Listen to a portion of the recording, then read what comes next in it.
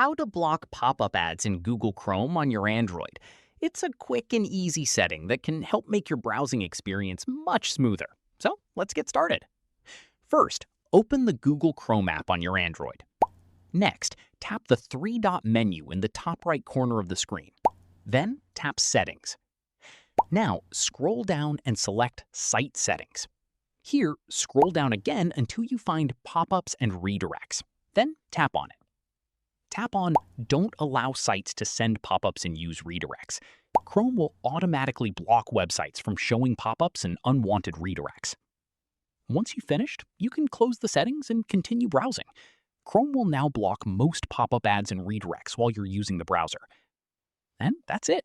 You've successfully blocked pop-up ads in Google Chrome on your Android.